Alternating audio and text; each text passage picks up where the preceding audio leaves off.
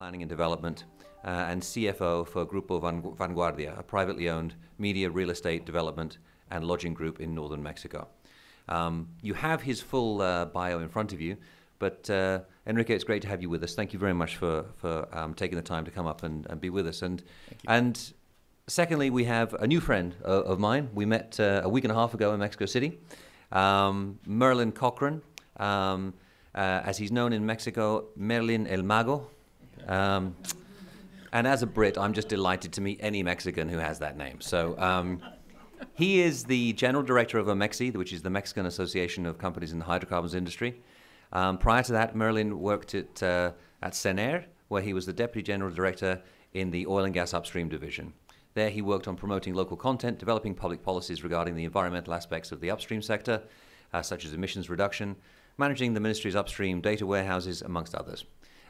Merlin also has a background, of course, in the private sector. He's worked with companies such as Schlumberger and has worked with companies as diverse as Shell, BP, Eni, Exxon, etc. So welcome, Merlin. We're very grateful that you've taken the time to be with us, and we know that this will be the first of many times that you'll be up at the Wilson Center, because Correct. We'll drag you back. Okay. Thank you for having me. In terms of opening statements, I'd like to begin with you, Merlin, and I'd like to ask you if you could talk to us. Sort of, how do you see this current juncture in Mexican history? This moment where we're seeing turbulence, uncertainty, and as the head of an important industry organization, how do you navigate that? Yeah, thank you. First of all, Duncan, it's a pleasure to be here. Thank you for having me. Thank you for inviting AMEXI. I know AMEXI has been a partner for quite a while. And just to go into your question, actually, there's currently a discussion of the National Development Plan within Mexico. For those of you that don't know about this, the National Development Plan, it's a plan that it's by law, that it kind of states the path of investment for the country for the following 6 years. So we are currently talking with the administration about what do we believe are key in terms of developing within our sector the upstream side of things. No, so specifically, how do we navigate this? Of course, there's uncertainty currently, but we are as a diverse group of companies committed towards the long term. No, the contracts that were signed are signed for 30 to 40 years. Of course, Dr. Moreira, I'm not sure he's still around, mentioned about the life of those contracts, and it's of course we need to ensure that people understand that it takes time to mature, that we can produce first oil the day after the contracts are signed. Most of the contracts today, they have an average life of 1.5 years. And as hard as the people are working towards getting oil production ASAP, it will take time. Now, the first thing that we're trying to say when we talk with the government is we are your partners. We're not your partners because it's something nice to be. We're contractually your partners. Our production is Mexico's production. North of 70% of the royalties go to the state. No, so we need to change a little bit that paradigm where we're counterparts, or we are the other people who are there to extract and not leave nothing behind. On the contrary, Mexico's growth, Mexico's production growth is linked to our growth, and our growth is also linked to Mexico's growth. No, and we're here for the long term as well. So that's the first thing we tell the government. No, we try to kind of change that paradigm, and then talk into what we believe are the best steps toward the national plan. I guess I'll answer that question. If you want me to go more into the detail of the development plan of what we believe are the key steps, I'm happy to do that as well. Let's come back to that, and I'll turn the microphone over to Enrique. And as the head of a power company in Mexico, having seen the exciting sort of explosive growth that has experienced over the last few years, and now that we're in this moment of pause, Is that how it works out for you guys as well, or is it actually that you continue to engage, you continue to do business? Where are we in the electricity and power generation cycle at this point in time? Well, first of all, thank you for the invite and for your kind words. I think we're going to have to relearn what we learned 11 years ago with this new cycle in Mexico. And thank you already for staying awake. You know, the time after lunch is typically the harder one to stay awake. The way I would answer or attempt to answer your question, Duncan, is, picture yourself as driving on, California Highway number 1. You know, it's a nice drive. You know, it's 70 degrees. The rooftop is off. And you're driving there. You know, just picture that there, and that's where you're gonna get your reward. You know, either your nice glass of Pinot or your nice glass of Chardonnay. You're driving there, and you've done that drive always. You know, every day you've done the drive, and it's taking you there, and suddenly you hit fog. You know, one of those proverbial and well-known California fogs, and the fog is dense. And you're driving at 70, you need to get there because your wine is not going to wait for you. And the fog is dense. And everybody starts slowing down. People start making U-turns because you turn on the radio and the weather channel and you can't hear what the radio channel is broadcasting. Or the information is not necessarily what you need to hear to continue your journey. And so what do? Do you stop?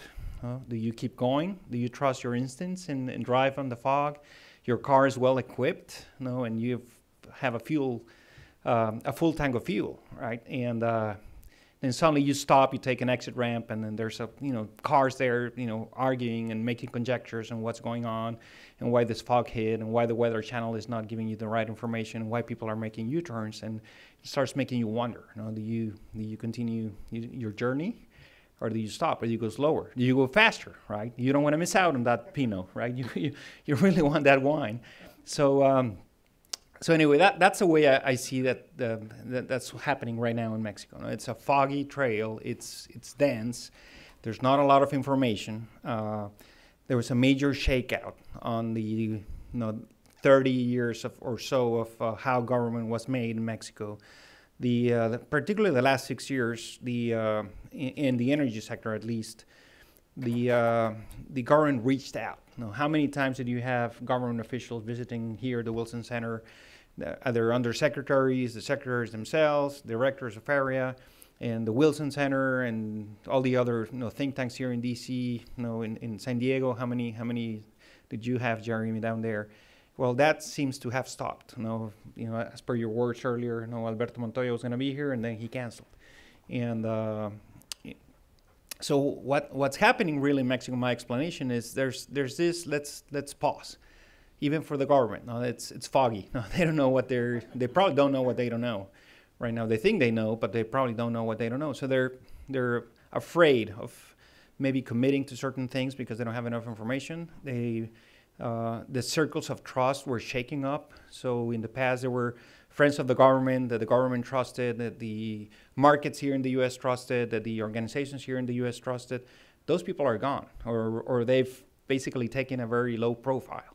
And so the question is, how do you get that weather channel information back so that you can make decisions, so that you can continue driving?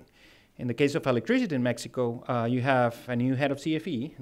It's an old wolf, a very, very weathered individual that, amongst his accolades, he was the governor of Puebla, and he was the head of the system that apparently crashed, that gave the presidency to Carlos Salinas, and that's just maybe a myth.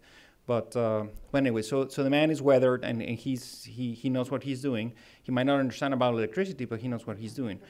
They have the head of SENACE. It's also a person that, after he retired, has enjoyed 35 years of professional experience. So that tells you how experienced the head of SENACE is. He does know about systems. But between them, they're really conducting the electricity policy-making machine in Mexico. Up until maybe a couple of weeks ago, they named an undersecretary of electricity, and before then there was no such person. And so again, the fog, the path is foggy, the information is not there, the circles of trust have been broken, or the circles of trust have yet to be rebuilt. So what we have to, and what we're doing, to answer now your question, is what we're doing is basically driving slowly, going there, gathering information, identifying who are the interlocutors, the middlemen, basically the bards, for lack of a better word, that will tell the story to the government, and in this case, the energy officials, of how things could and should continue moving forward.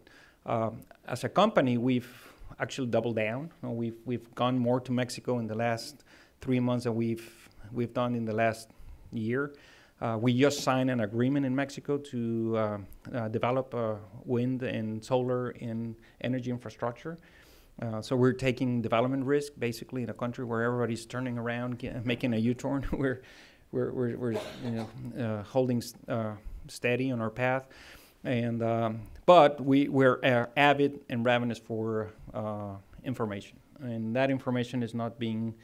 It's not a commodity right now. It's actually very scarce. It's very scarce resource, and it's shared. No, it's shared by people in the industry as well. So the lack of availability of the Secretary of Energy, of Mr. Bartlett himself, of other people, now it's creating voids, and people are filling those voids with myths. Now there's the myths of why did they cancel the subasta, right? Why did they cancel the DC lines? And some of that are myths. Some of them they might have some truth in it, but I think there's a lot of myths going around. So we need to steer. I want to steer clear of falling into the myth trap and then repeating something that we don't have enough information to basically assess if that's indeed what happened.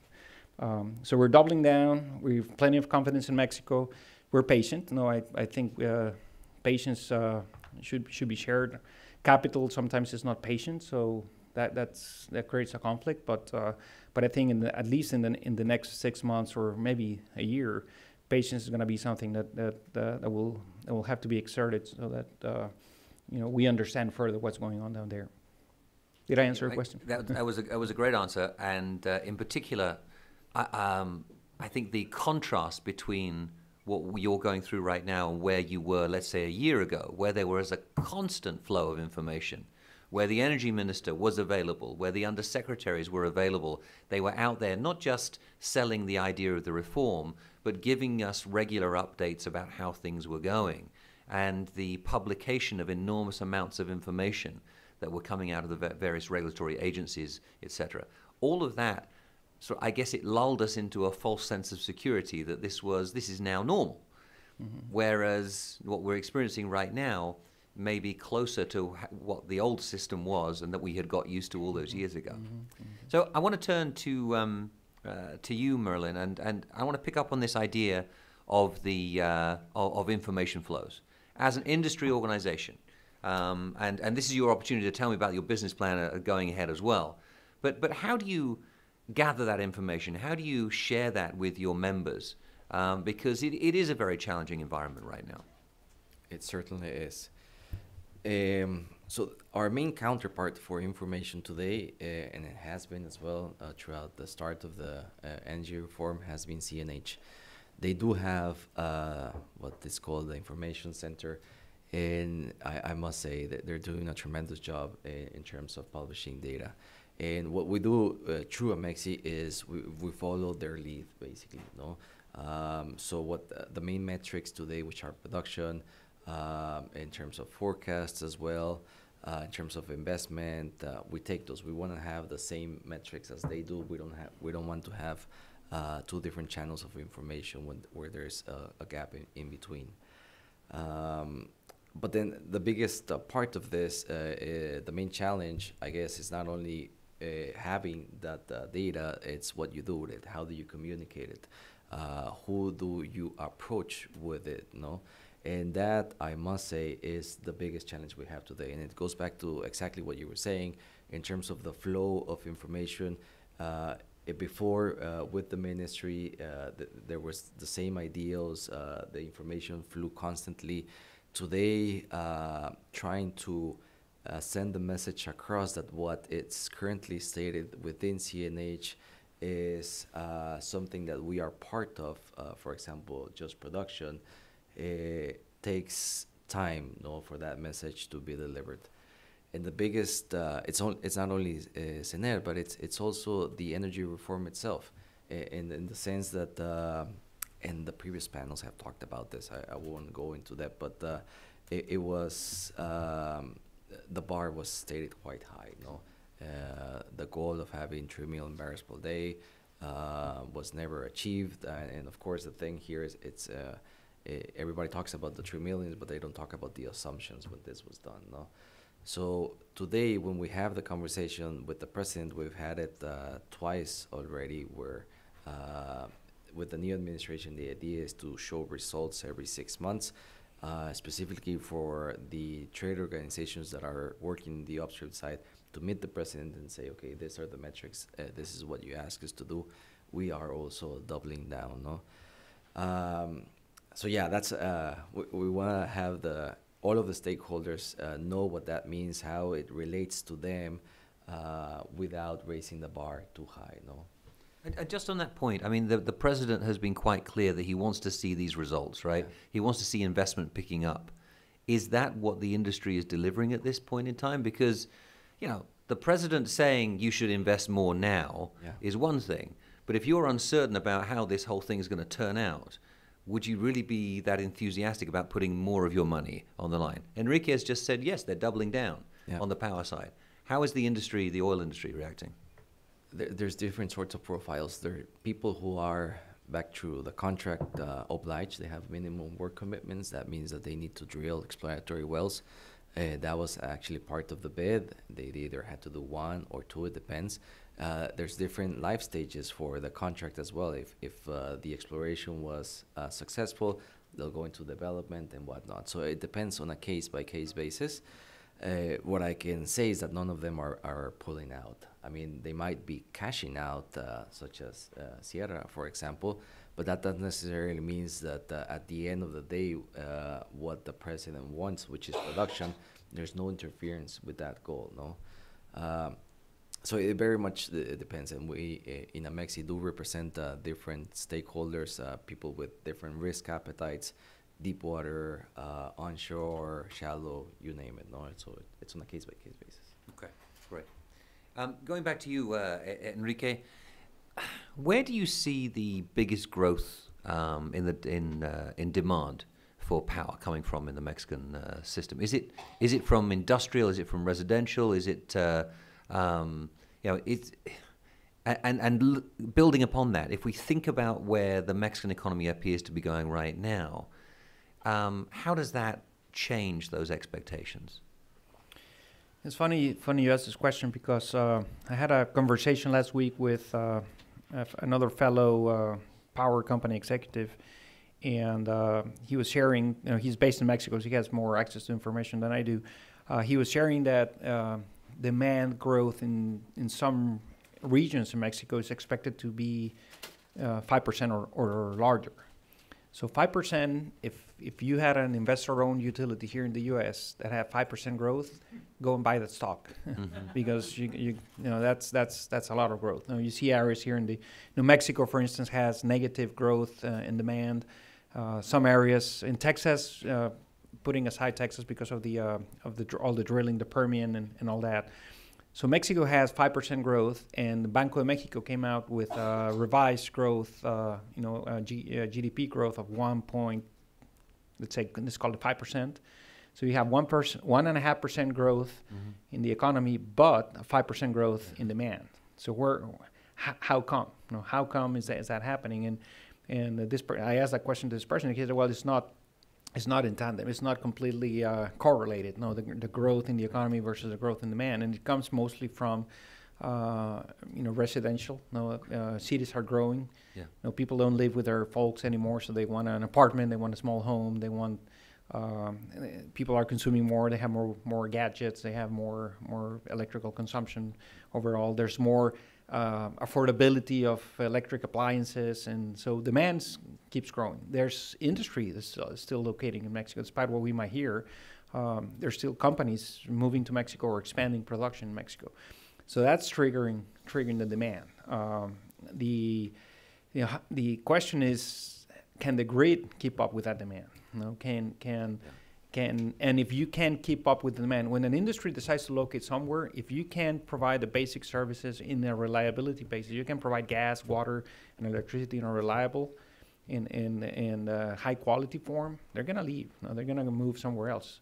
And so if Mexico starts, putting aside insecurity, if Mexico starts developing a reputation for not having the high quality infrastructure that these industries need, there's going to be another country that's going to take them away. So I strongly believe that one of the main focuses of the government, of the policy making, is to protect to the utmost that growth. What investments need to be done to protect that growth? Help the governors in each state secure those investments. And to me, because of this lack of information, we're not sure that that's going on. What we hear is that CFE wants to turn on their fuel oil open cycle combined, not even combined cycle, open cycle plants, and just because they want them used, right? They want to inject that power.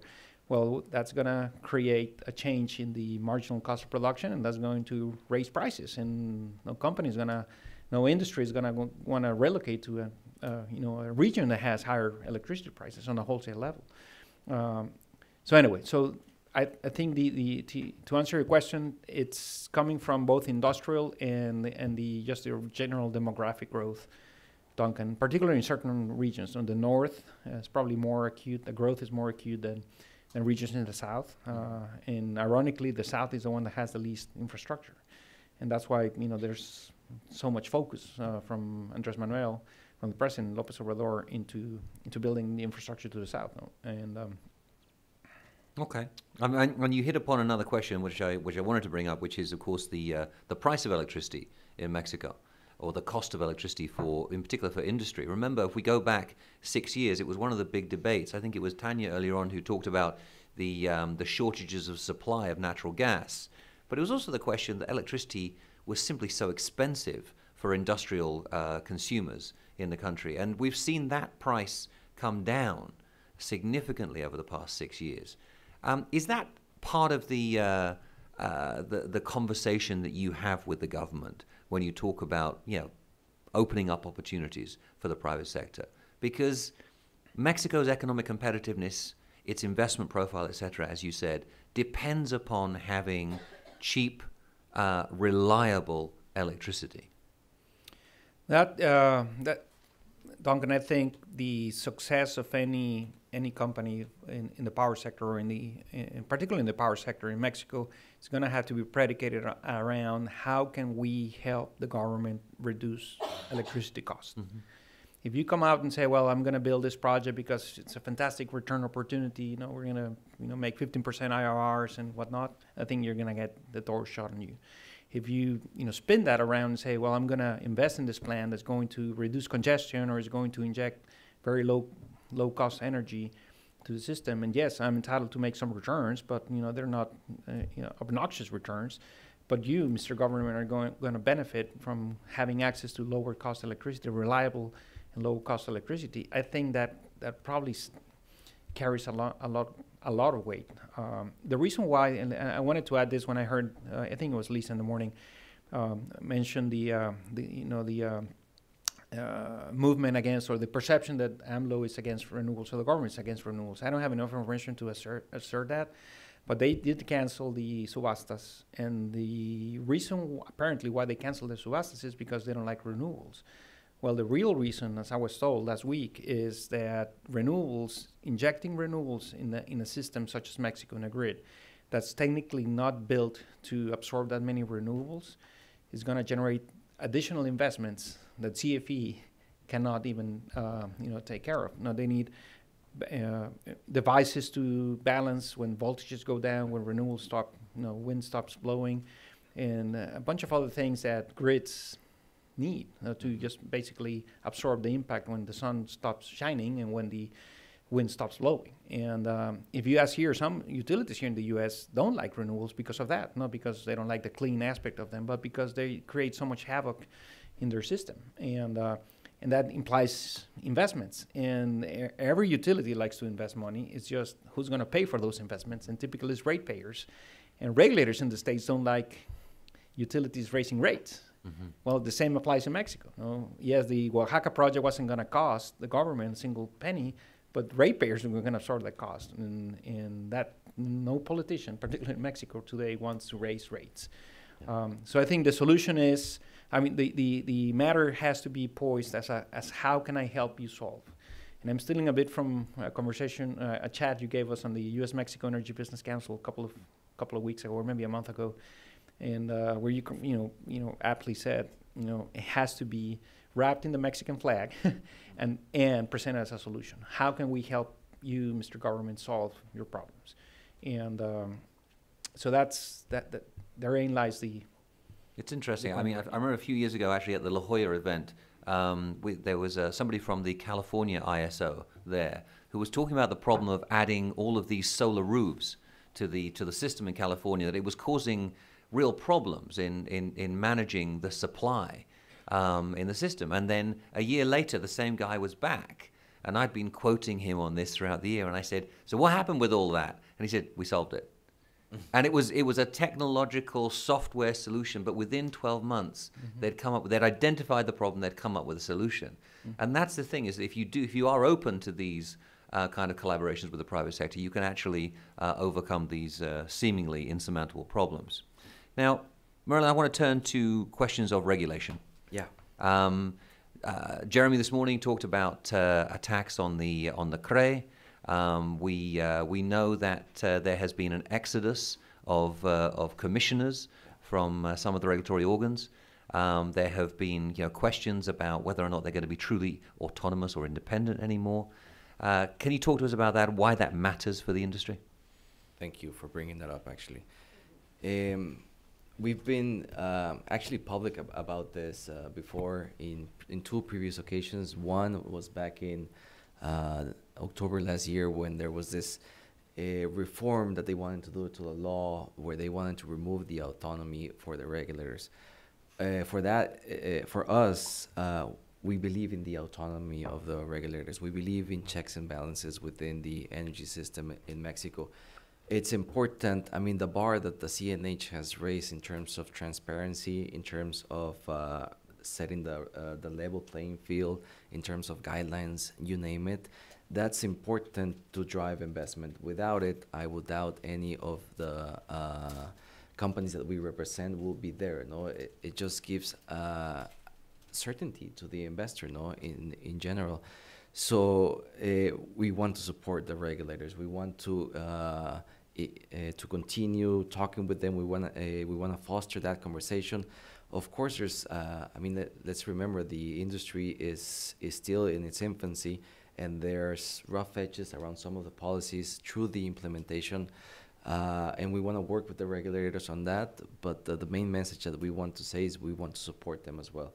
They've been critical for the investments to be able to land within Mexico, and we are sure that they'll be critical throughout the life of the projects.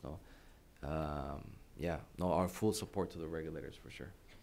I remember when the system was really being built post 2013, 2014, and there were so many concerns about whether regulation of the energy sector in Mexico would be sort of helping the market or whether it would be trying to hold the market back.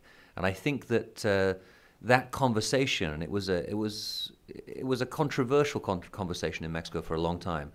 But I would say that the pro-market forces people won ultimately. And I'm not saying that Mexican regulators are perfect by any stretch of the imagination, but there is an overall attitude right now amongst Mexican regulatory organisms that they're trying to help the market to work better. Correct. Rather than let's stop the market.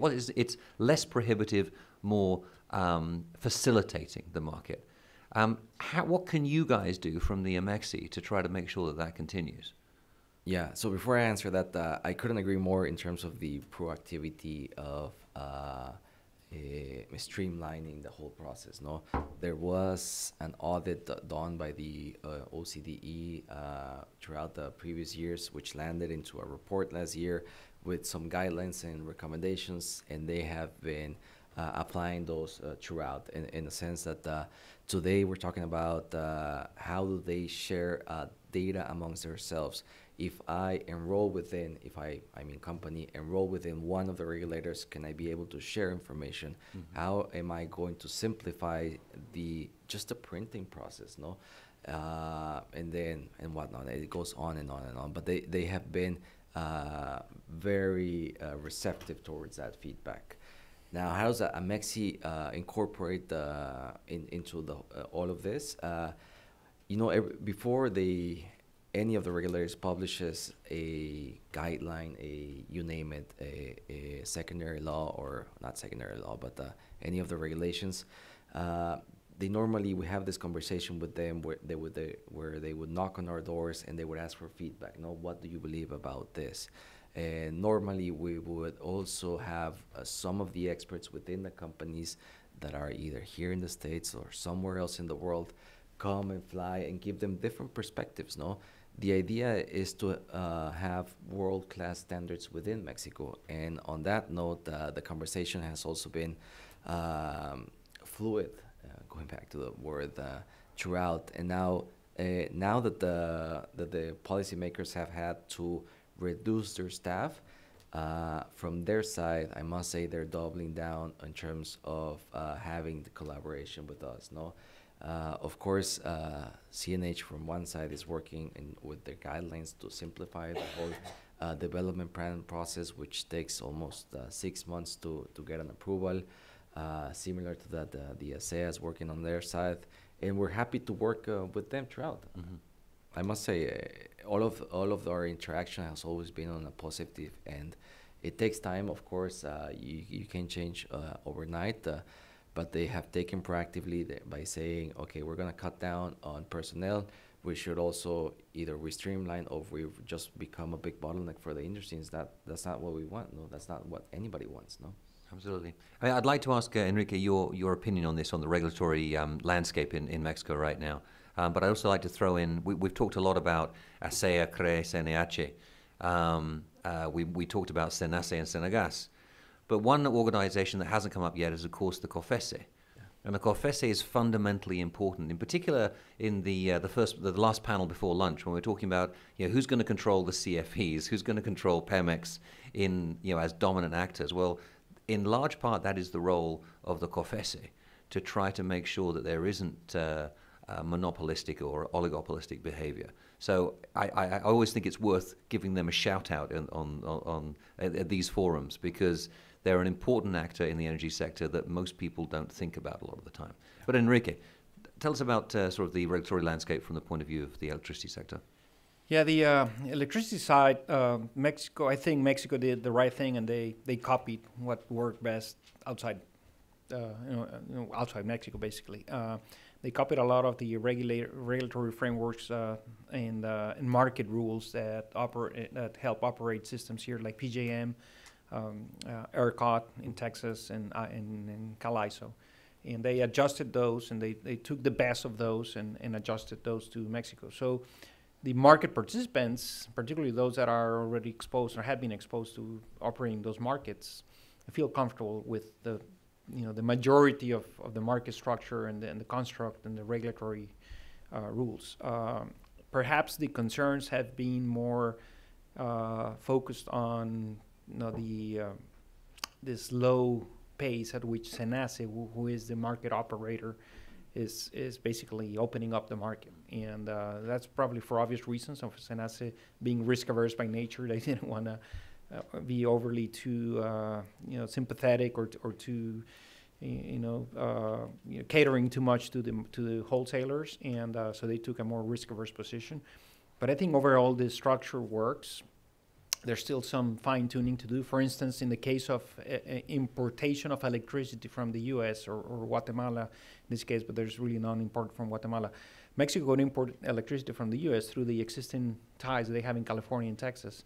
But the rules, when they were passed as part of the reform, did not foster the importation of electricity per se. No, they actually hindered the importation of electricity. And it is just language in the rules that basically said if if a power plant is located in the U.S. and wants to sell electricity into Mexico, as part of the auctions, the capacity auctions, basically,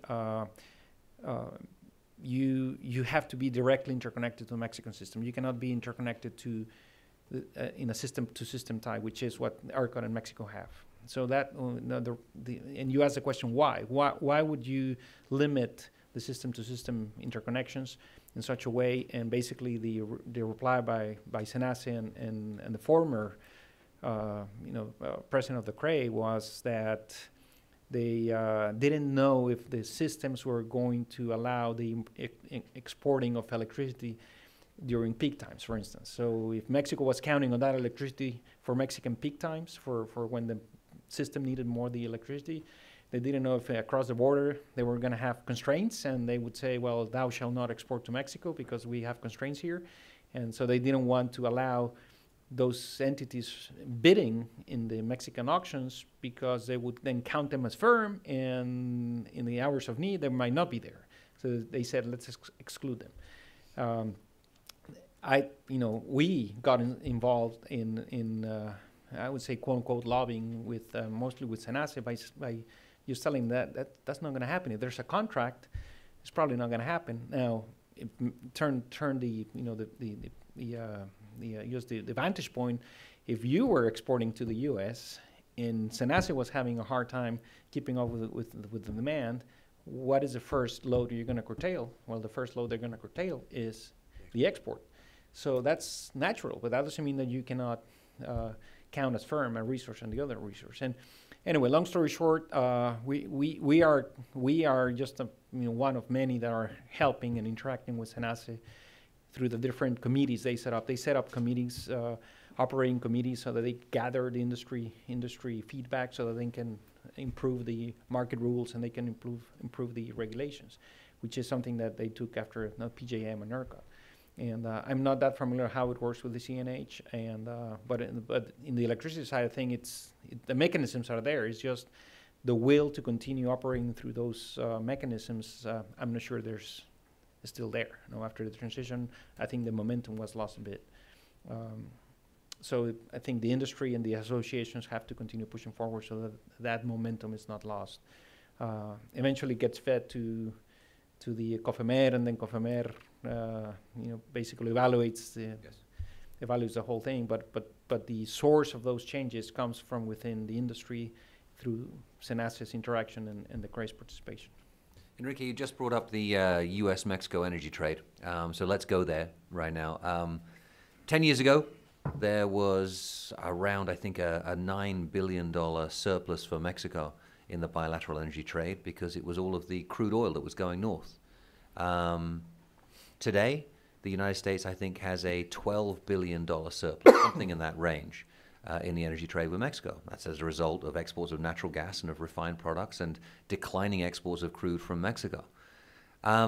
You are part of the U.S.-Mexico Energy Business Council. Leslie Wilson is here in the audience somewhere, or she was anyway, who helps to coordinate all of that. How is that going right now? What is it that we're seeing on the bilateral level from the point of view of the business community? Again, is it a pause? Is it are you seeing that overall people are willing to keep driving through the fog? So the perspective depends which. I would say depends which person you ask that's participating in the U.S.-Mexico Energy Business Council. From the industry perspective, it's business as usual. Let's keep pushing forward. Let's keep amending the things that need to be amended, or improve the things that need to get improved. Some of the participants in the U.S. side have operations and have had a history of operating in Mexico. You have the likes of Baker Hughes and ExxonMobil. In the U.S. side, Sempra in the U.S. side, which has Yenova on the Mexico side. And then on the Mexico side, you have Yenova participating in the U.S.-Mexico Energy Business Council. You have CEMEX, Cement Company, Alpha, and so on and so forth. So transnational companies basically on both sides, some of them indistinguishably between being Mexican or American. And so that's helped a lot. That's helped both the industry to communicate and have a healthy dialogue. I mean, there's alignment of interest, I would say. And everybody wants to have cheaper energy, reliable energy, abundant energy, and investment certainty, basically. Right. From the government perspective, I think the situation changed a bit because of the transition. So you have U.S. Department of Commerce on this side, you have Department of Energy on this side, and the staff that's managing the program, and you had Commerce or Economía in Mexico and CENER in Mexico, and that the staff that managed the program left.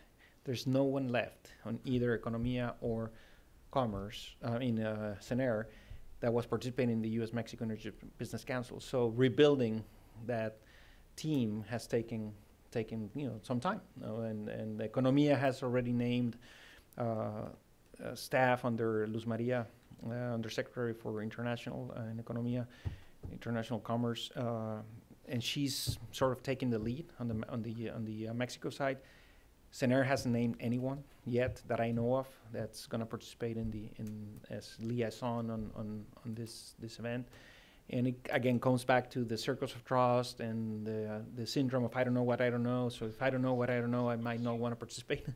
And so the role that I think industry has, that honest brokers, like the Wilson Center and the Institute of Americas have in educating CENER and Economía and other entities down there of the importance of keeping this dialogue and these institutions as a source of knowledge, a source of contacts.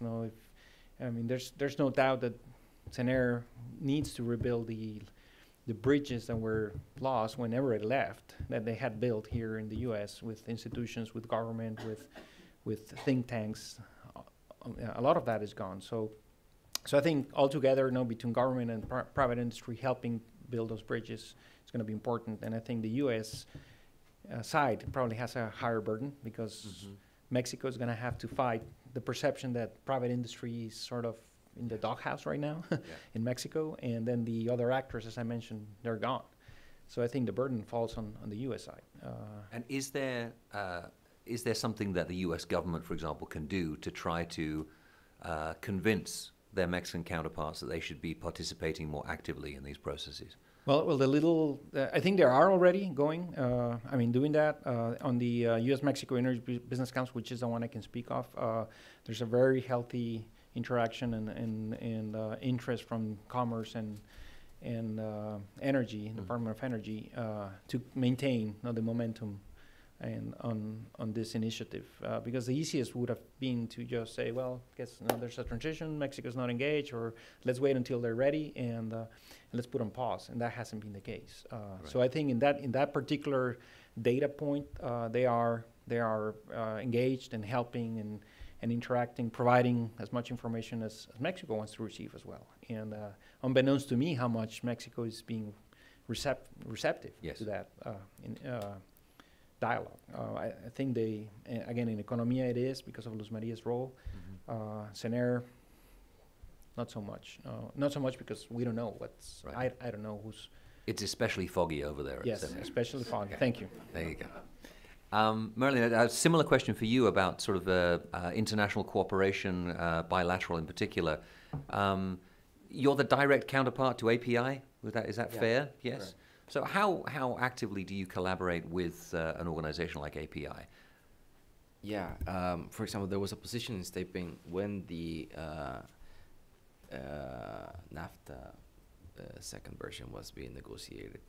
And yeah, it was basically stating with API and the Canadian Association of Petroleum Producers what we believe was the best way forward. And it's the same case as with that, as with different mechanisms. We do take advantage that API is much more mature in many of the different sectors in terms of regulations, in terms of norms, in terms of you name it. So we do rely on them. We do have a healthy chat with them.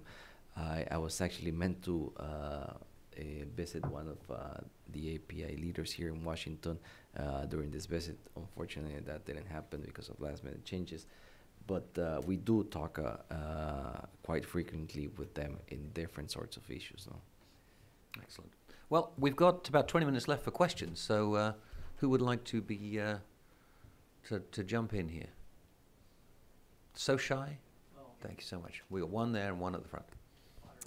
Hi, I'm Kimberly Ballou from the U.S. Department of Energy. It's not really a question, but just to comment on, as Enrique was just saying, on the U.S. Mexico Energy Business Council. So I'm actually Leslie's counterpart at the Energy Department. And I can say for the government perspective, in addition to engaging with them weekly, we've been having regular calls. My team just went down there last week to try to have in-person meetings. And as it's been said all day, SENER has been pretty much very difficult to get a hold of. Our secretary did have a call with Rocio Nale last month and expressed interest in continuing our engagement through the council. So hopefully in the coming weeks we'll have more news. So it's on their radar, but the colleagues that we had in the past few months are all gone, as he said. And so, but we're not losing hope. We're going to stick to it. So just wanted you to know we're on it on the government side. Thank you. That's some useful texture there. Jeremy. I'd like to get Enrique's feedback on something that's been bandied about and was talked about in the event we had last week. So you rightly pointed out this very interesting issue in Mexico of GDP growth being a certain number, but then power demand growth continually being twice, 3 times as much.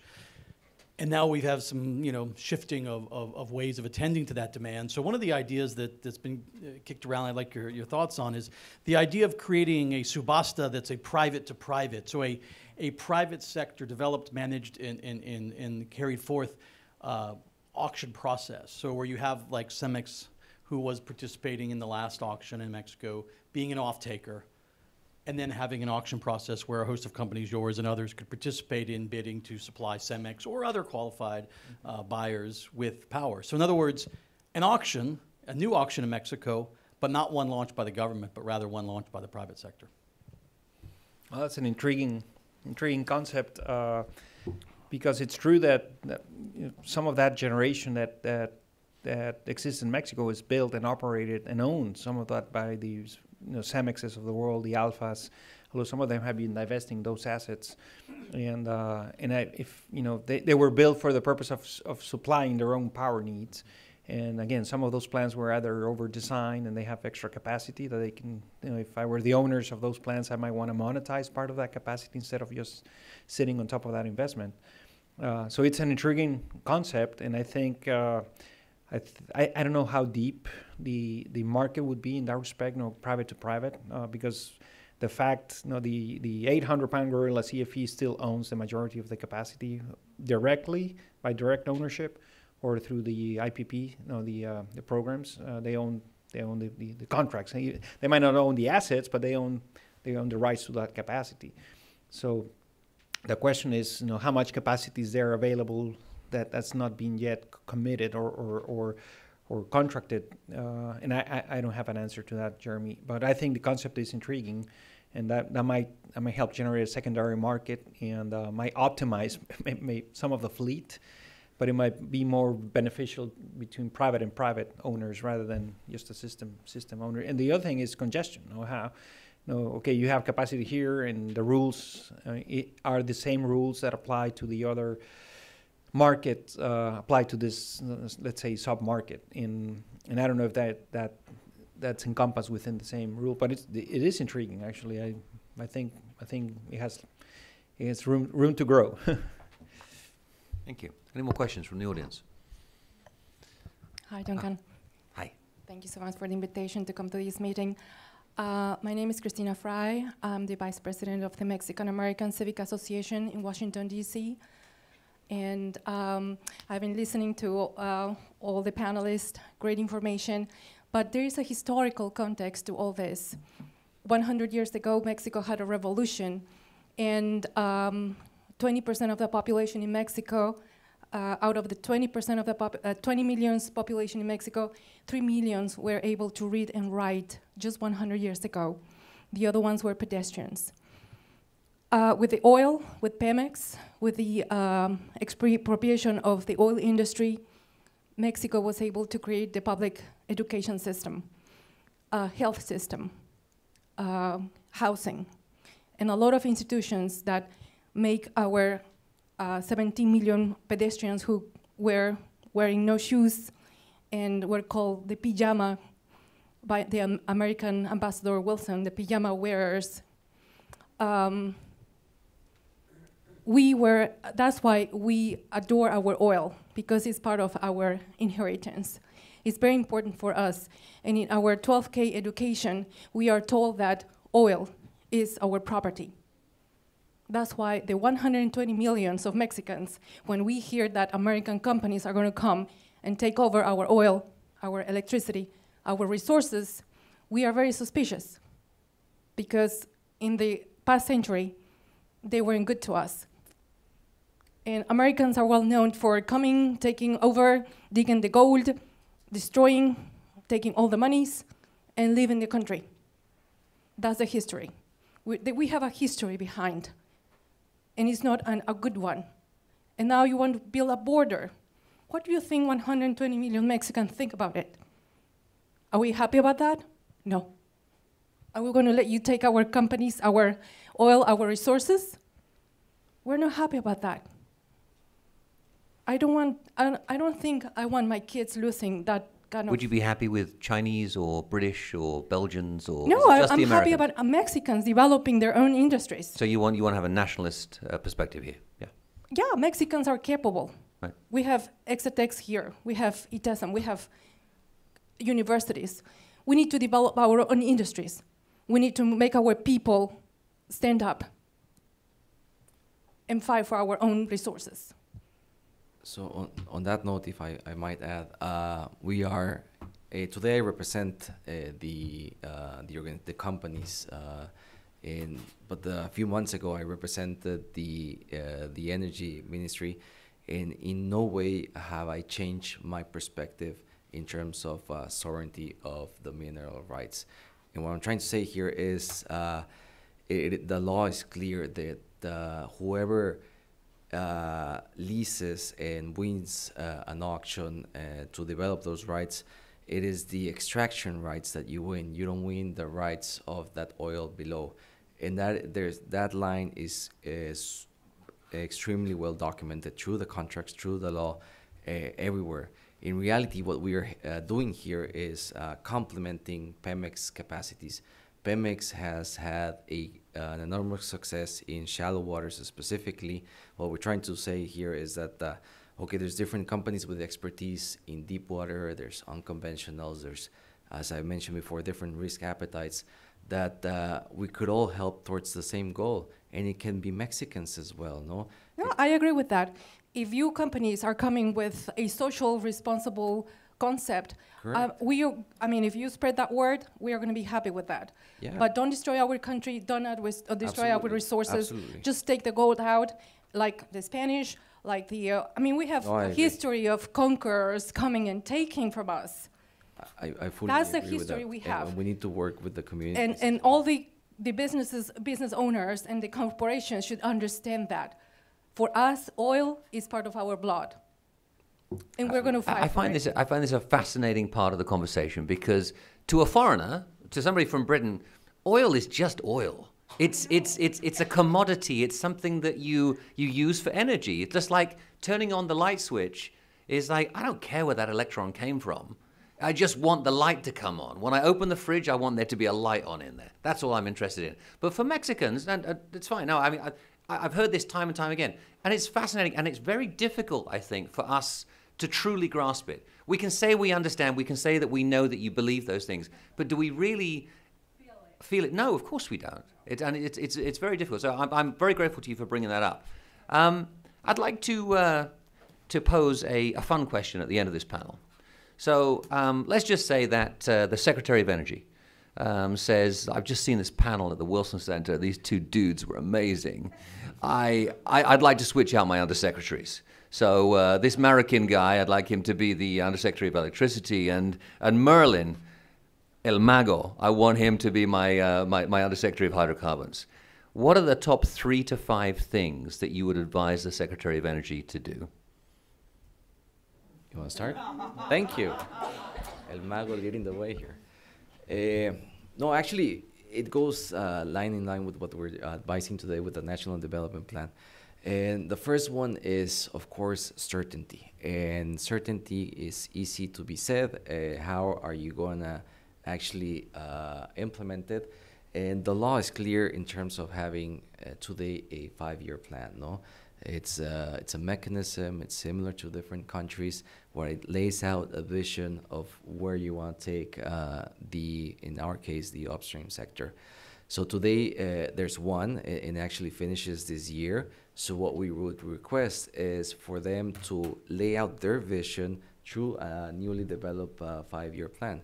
Basically, that also sets the table for yearly bidding rounds. So within the 5-year plan, you would see, okay, it's only indicative. It doesn't mean that it's, they will have to stick to word by everything it says. But basically, we want to develop this sort of sector. These are the type of blocks that we want to bid out. And that would set the ground for future investments, companies that are there. Not everybody want 11 blocks like Shell. There's companies that want just one block, and then they're taking that only as, how am I gonna invest in Mexico in the future if the opportunities are limited, no? That's part of what we're seeing. 2019, it's a year of consolidation without no bidding blocks. I mean, the amount of players there will either take a decision whether they want to either develop their field, or they want to merge, or they want to do that. No, so if we want to open the door for different players, we need to give certainty in the future. So that's one. The other, and we do want to mention it. It's unconventionals. Unconventionals, as everybody knows, they hold the majority of the prospective resources in Mexico. And there's a huge untapped potential there, no? And the regulation is ready.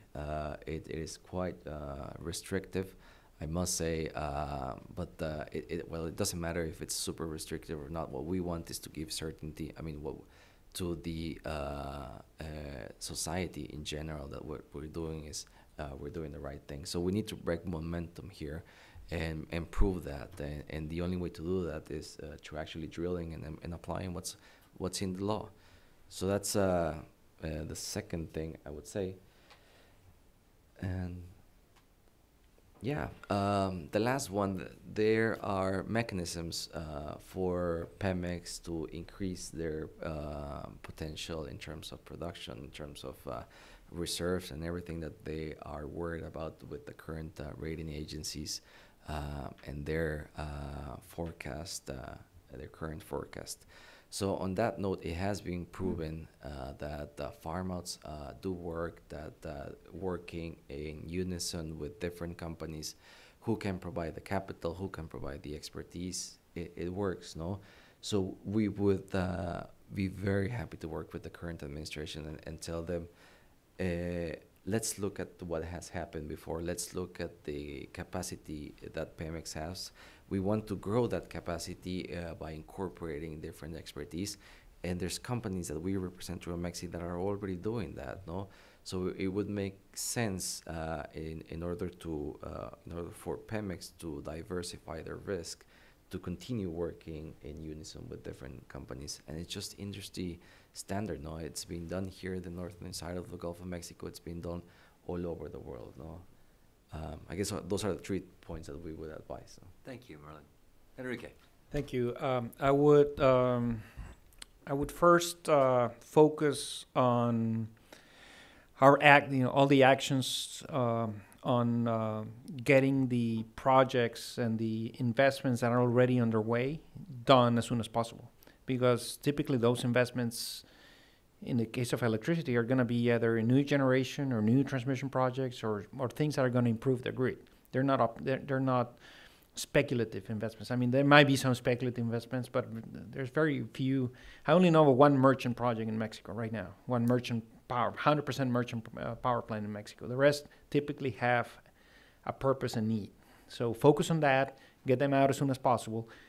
In parallel, we can work on new policies and we can work on new mechanisms and we can work on what have you. But right now, get those done as soon as possible, because losing that momentum could kill a project. And in some of those projects, regardless of how much money they have invested in, and assuming they've complied with all the social, interaction and they're good for the communities as well and for the environment, They should be good for the system. So get those done as soon as possible, and exclude them from all the the politics and the oversight that's going on right now. They're looking at they're opening the hood of every single car they have in the parking lot, and I think some of those don't need to be opened up. The second one is I would engage with our trusted counterparties. So I would pick who are the honest brokers or the trusted counterparties and engage with them as soon as possible, and use those relationships to build up that expertise as soon as possible that was lost, that was let go. And to her point, to the lady's point, educate the new talent. The new people are occupying all these new positions. Educate them as soon as possible, right? Rather than, they can go to the university and go through the typical cycle, or they can be pragmatically educated through again, honest brokers and engagement with experts outside the country or inside the country. It doesn't have to be foreigners. And the third is, it probably falls along the first point, is I would put all the energies in the public-private partnership model that was abandoned. That was touted as the next big thing, and then was abandoned, and CFE has yet to enter a PPP. And I think you'll be surprised how many people will invest in electricity under a PPP program, ourselves included. Making the government your partner is probably the best thing for the project. It's a natural hedge. In case that something goes wrong, you have the government as your partner, so maybe you won't be as affected as if you weren't and partner with the government. It brings the transfer of technology to the utility. Obviously, alleviates the need for the government to invest money in the project, and it aligns interests quite nicely. It educates the utility as well on how to run or govern entities or investments in a different way, and they can decide whether they adopt those to govern themselves or not internally. And but PPPs, I think, could be similar to farm outs, as Dr. Moreira was saying. Farm outs are still the big question mark in that big bulge that he showed that as the asignación is the round zero. Well, the same here for CFE. PPPs could be the way that CFE can get out of the CapEx quandary that they're in right now. Well, keep checking your email, see if that invitation arrives from Senair. Thank you. But I'd like to thank you both for spending the time with us and for sharing your thoughts. Please stay around, because we're going to have our final keynote address from Luis Vera right now. But gentlemen, thanks very much. Thank you. Muy bueno.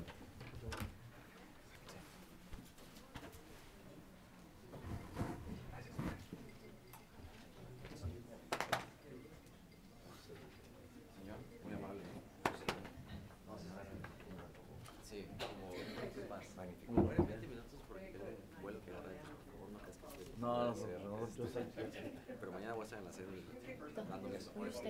Yo lo sé, muchas gracias.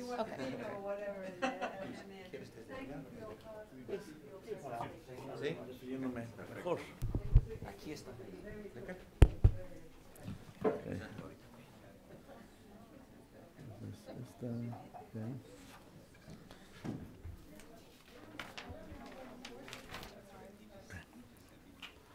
So, to wrap up our event today, we're delighted to have with us Luis Vera Morales, who is the Executive Director of the ASEA, the Agencia Nacional de Seguridad Industrial y Protección al Ambiente del Sector Hidrocarburos in la Ciudad de México.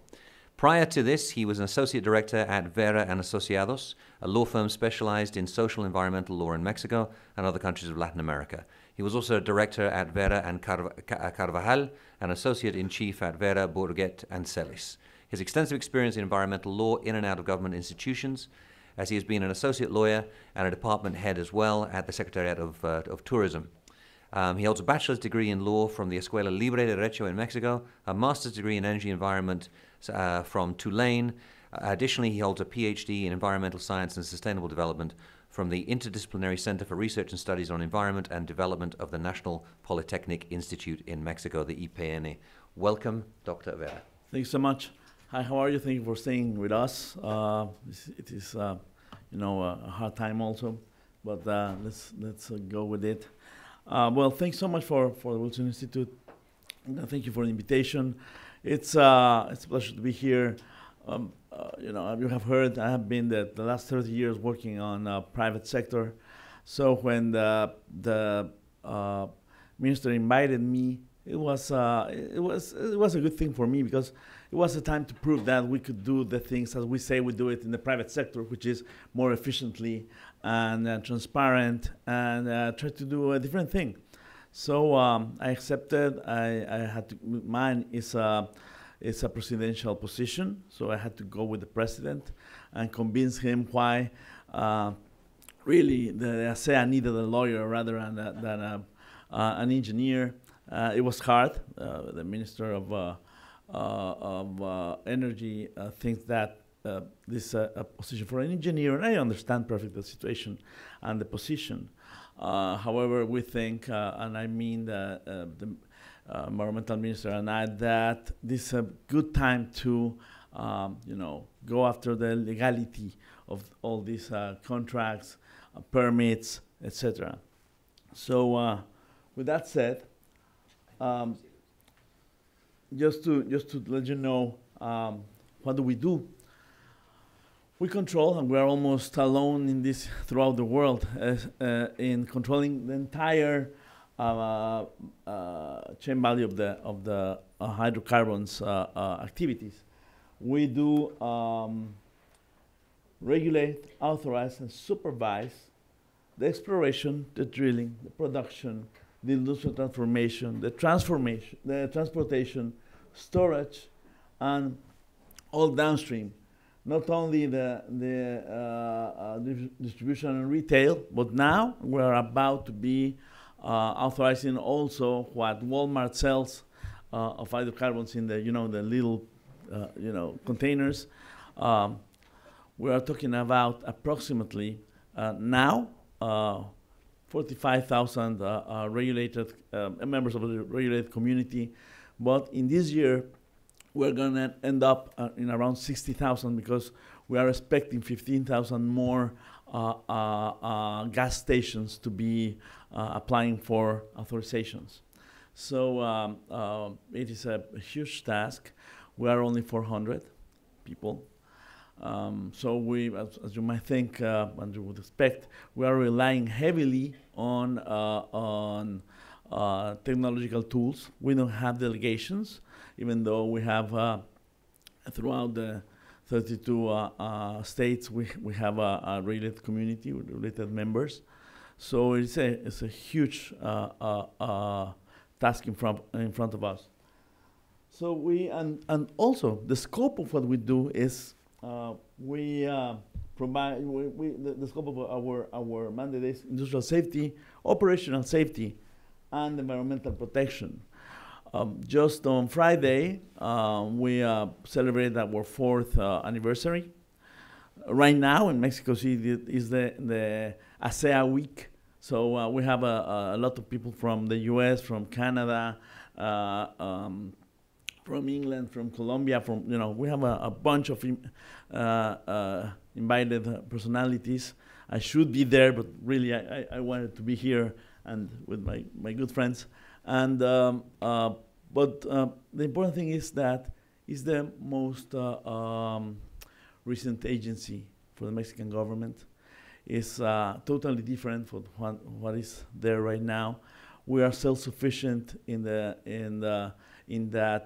we don't cost the government. Actually, we have a fantastic surplus. We do work with the fees that are paid by the companies. For example, this year we had, 2018, we had a surplus of approximately 98 million pesos, which really is a lot for this kind of agency. But this year, we're going to be about 900 million pesos in surplus.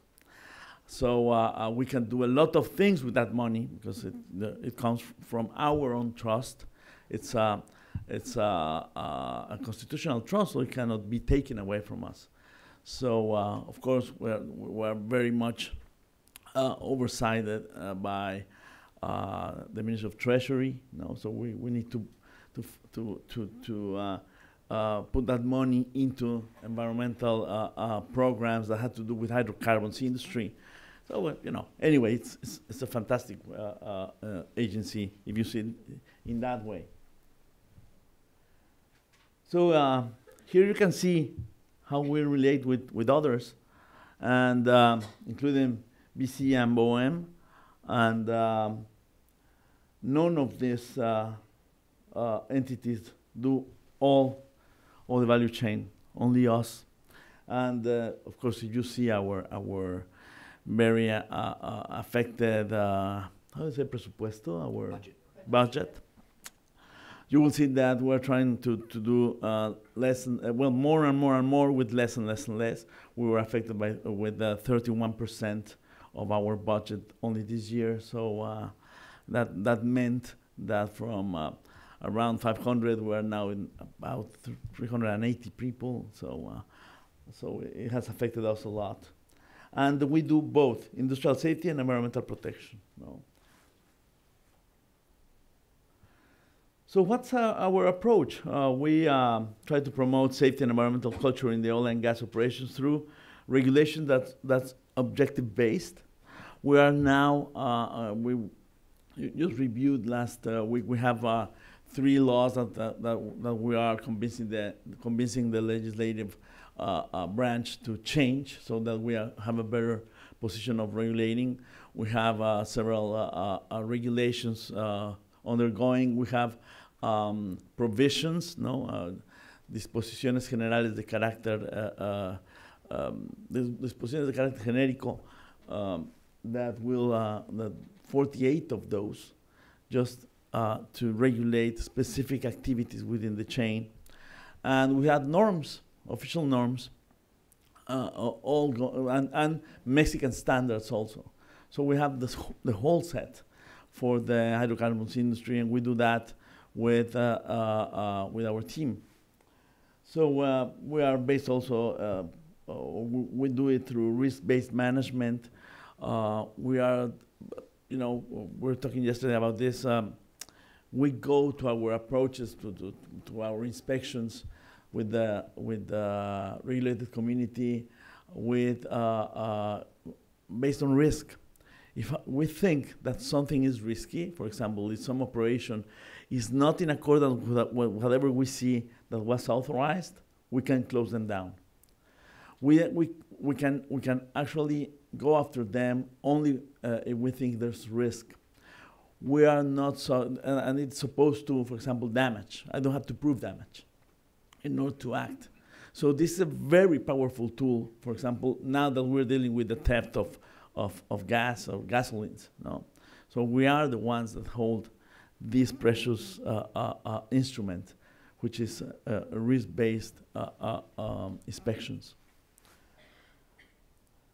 We work in all the cases, in all the permits, with the incorporation of international best practices. Not only the permits, we're supposed to, and we are required to ask for administration systems that would require you or the related community to not only to comply with the law, to propose this administration system, and then year by year to demonstrate us that they are following international practices and that they are improving. Every single year you have to show improvement.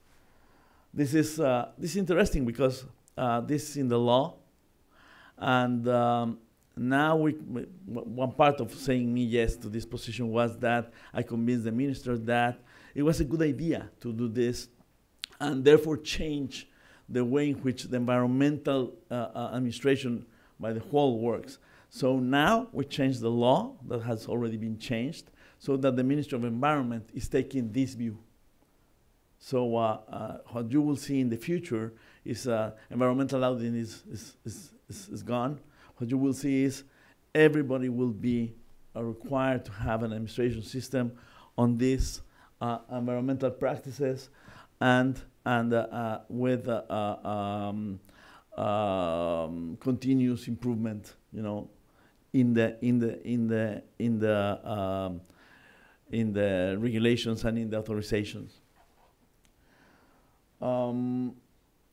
We are also favoring preventive and corrective actions rather than the persecutory approach.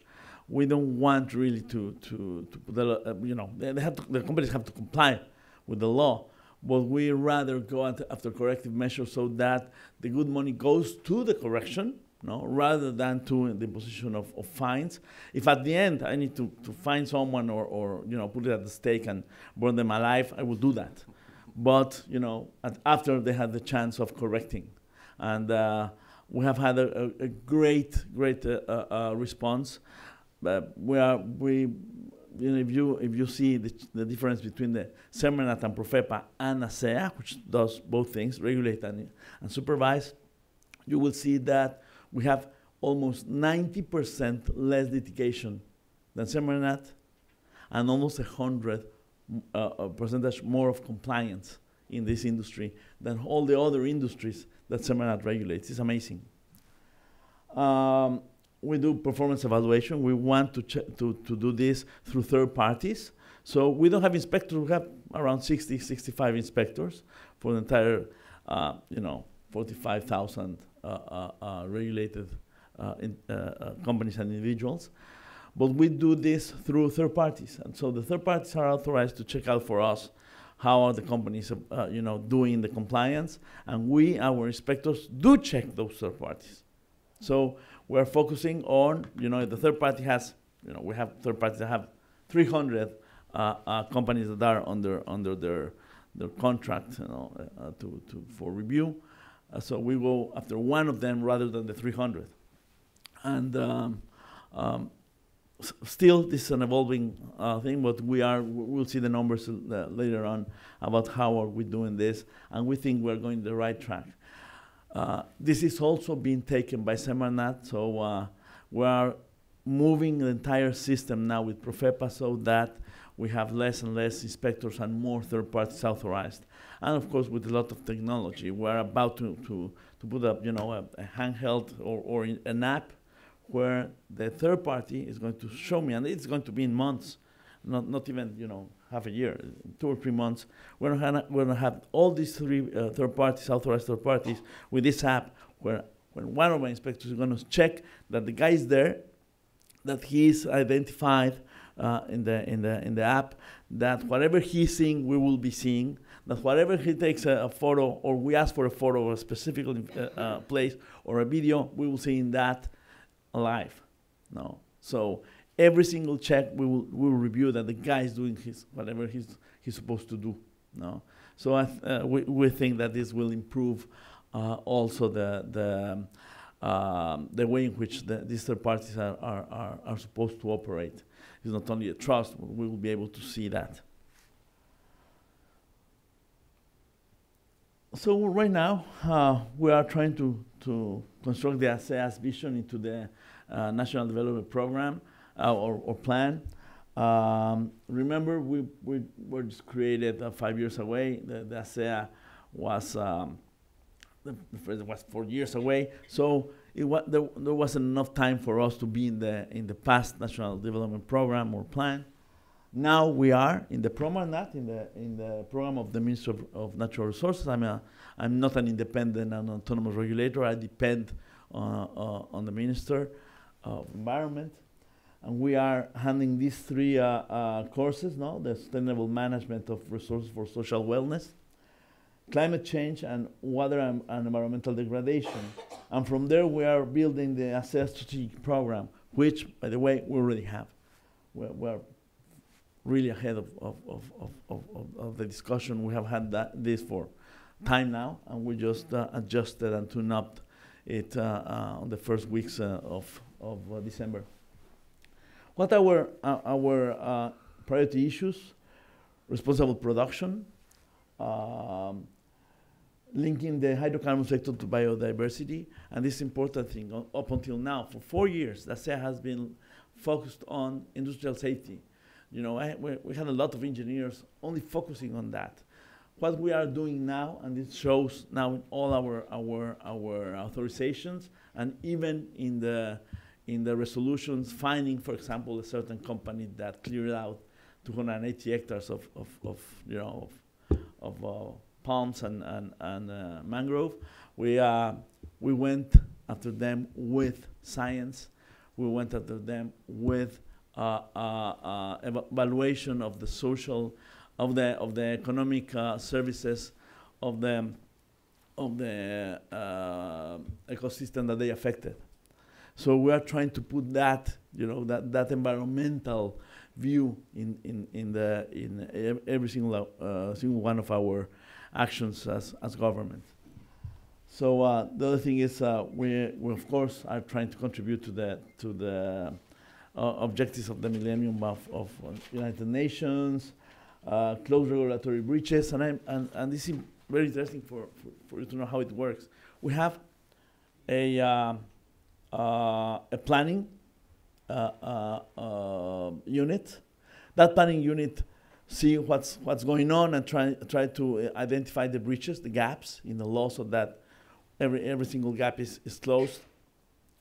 So with that analysis, we go to regulation. Regulation works and try to close that gaps through laws, regulations, provisions, norms, and Mexican standards.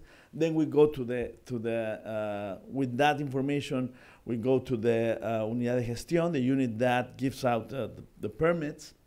From there, we go to the guys that do the inspections, and then with the unit that see these inspections and imposes the fines. And there's another part of this planning people that are here evaluating and putting this into the context of what was missing last year. So it's a circle. No? So we are there. I think that we are tuning up that, and that's what we're putting in the ministry now. We are trying to be very efficient. To be sure, I don't have those things here, but it was, all of this was a work of the past administration. We are just trying to follow into that. I'm not going to say something that we have done in 2 months. No, this has been an ongoing effort. And what is clear is that a lot of people were saying that, or there was a lot of controversy about the agency because, of course, it was slow. And it was very difficult to maintain the whatever it was in the law, authorizing a platform in 60 days. It was impossible to do that. And we had a lot of those problems, and I suffered those problems when I was on the other side.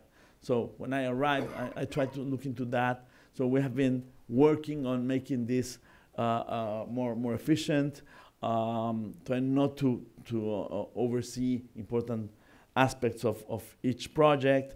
Now, I can tell you that we have at least in the next month, the 100 days program, goals is to have reduced to 3% only the delays. We're about there now. We think that in 2 months there will be no delays, and much of those delays had to do with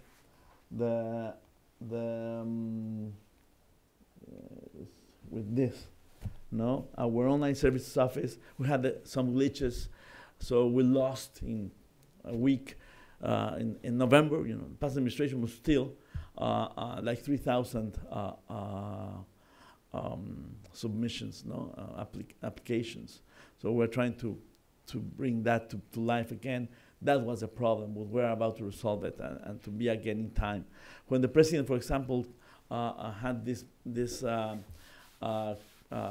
morning conference saying that the pipelines, we had problems with the pipelines. I was summoned with the president, and I had a good news, at least in our side, that of all the 7 companies with, maybe 120 tramos, sections of the pipelines under authorization, all of them were already authorized on the environmental side and the operational side. All of them had problems with the social issues, but not with the agency. The agency was on time on every single one of them. So it was good news, and it was for us. It was important to be there.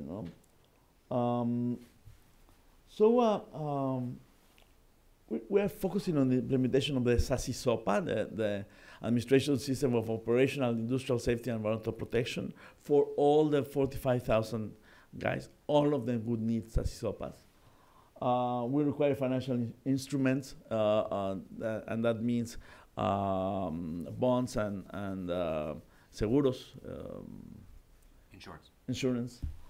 Thank you. And of course, all of our regulation based on risk in every stage of the value chain, as I've mentioned, with this digital and optimized platform, which we are about to correct, and with the support of these third parties. We have been, I think, also successful in trying to establish that the companies are the ones that should bear the risk.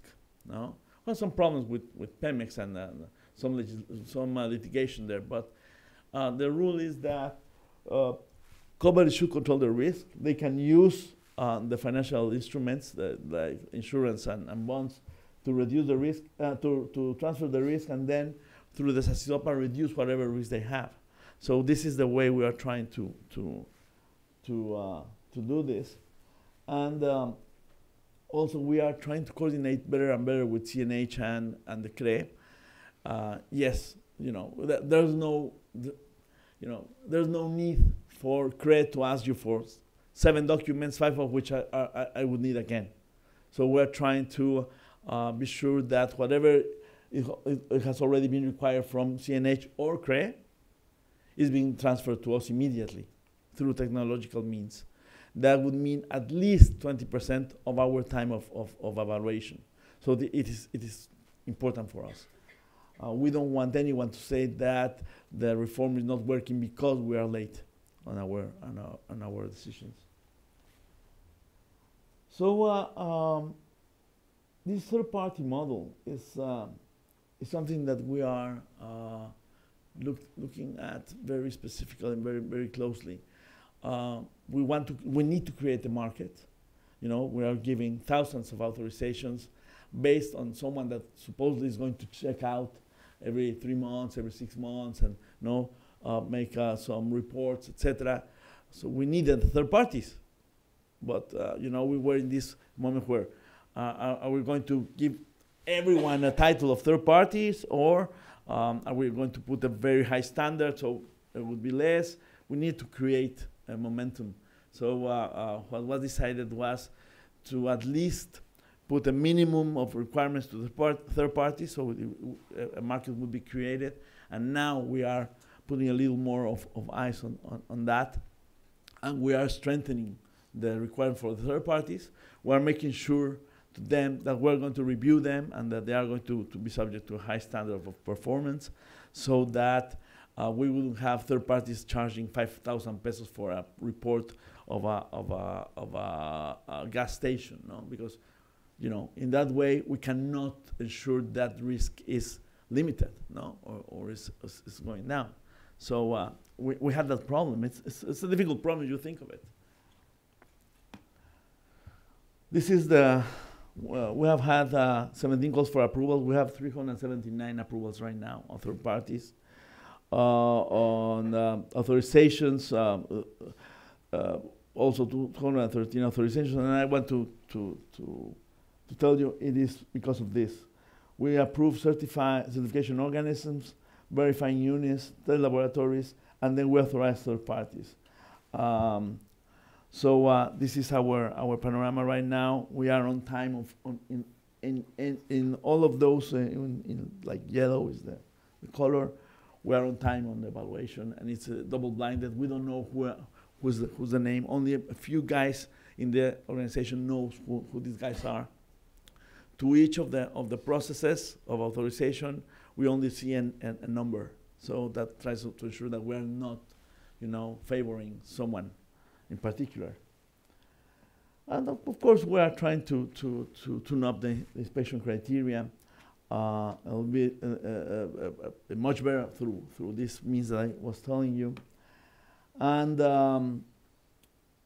we have this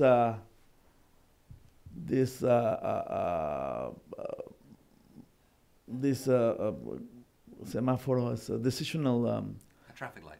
The traffic light system, where we will have the inspection visit. We will see which is where we don't accept any risk, where there is tolerable risk, or where is acceptable the risk. No, if that is so, we can give observations or impose corrective actions, resolutions, establishing obligations, and then follow-up programs. And all of this has to do with the organizational culture. Our ASEA week these days is to foster the culture of organization and of zero risk in the companies. It seems like it's something given, but it is not even in the Mexican small companies, even with the large ones. No, we just imposed 160 million pesos to one foreign company, and we are about to impose like 5 of those, no, which is unheard of in Mexican administrative law. We impose 2 million, 3 million pesos, 15 million pesos. But 160, 200 million pesos, it's completely unheard of. But we are not trembling about that. They do deserve the fine, and we're imposing that. And well, this is in general the regulation that we are working on now, transversal regulation. Exploration and extraction, industrial processes, transport, storage, distribution, retail. We're working throughout the process, and as I was telling you, our number is about 40-something laws, regs, and norms, etc. Well, that is it. I'm open to questions, and be sure that we're trying to do our best to regulate this activity. Thank you. Thank you so much, Luis. Do we have any questions from the audience? Nobody?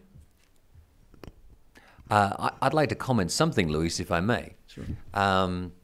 We had your predecessor, Carlos de Regulas, here a number of occasions, and of course, he helped to construct the ideas there. What kind of continuity have you seen? I mean, from what you've shown up here on the screen, it seems as though the basic principles, the organization of the agency continues more or less the same. Do you think that there will be changes required by your incorporation into the National Development Plan, or do you see more continuity in the future? Well, we want the continuity. What we're doing we are trying to tune up certain aspects of that. For example, the third party, it was really in a very early stage of creation. So we needed a lot of criteria. We are developing the criteria right now. Also, the environmental part of it. If you see a resolution of 3 months ago, for example, it was going to be a resolution mostly based on industrial safety, not on environmental aspects. Now we're putting a lot of thinking, a lot of science, a lot of discussions with the National Institute of Climate Change, for example, with CONABIO, about what does it mean to affect an ecosystem by an hydrocarbons industry. So we are working hard on that. There was this case where everybody was an uproar about a company that cleared out some hectares for where those Bocas refineries are going to be, and it was no one believed that we would impose a fine. No one. I had ex-ministers calling me saying, "Hey, are you going to impose a fine?" Yeah, they broke the law. Well, you're going to be the funcionario, the official with less time in a position, because you are going to be, Luis, you are crazy. Don't do that. These guys are not going to go with you. And I think that there was no way to do it other way. My instruction by the president was to comply with the law, and I followed that. Instead of giving a resolution of 15, 20 pages, which is the normal, we did 150 because we didn't want anything to go wrong. We studied this by heart. We went to the technical guys. We went with the scientists. We went to the authorities, to the local authorities. Every single part of the resolution had to be perfect because it was the first one, and we wanted to show that whoever breaks the law is going to be under our scrutiny. So that part has been interesting because a lot of the young guys in the agency were really happy that we were going, no, and imposing something, because that was our mandate. So it was amazing. You know, you could see them last week. The minister went on Friday and you could see how happy they were, how proud they were that we were enforcing the law, even though it was against one of the pet projects of the president. But you know, that's what we're supposed to do. And I think that they were very proud, and I was proud as well of the people. No, they helped a lot. Luis, before today, I knew that the independent or autonomous regulatory organs were important in Mexico. After hearing you speak today, I'm even more convinced, and I'd like to extend you an invitation to come back next year when we do another one of these events and to talk to us again about how things have gone in the sector. As assuming that you don't find too many other people and get kicked out of your job. Yeah, but, that's right. But thank you very much for being with us. And ladies and gentlemen, thank you so much for spending the day with us. Thank you so much. Thank you.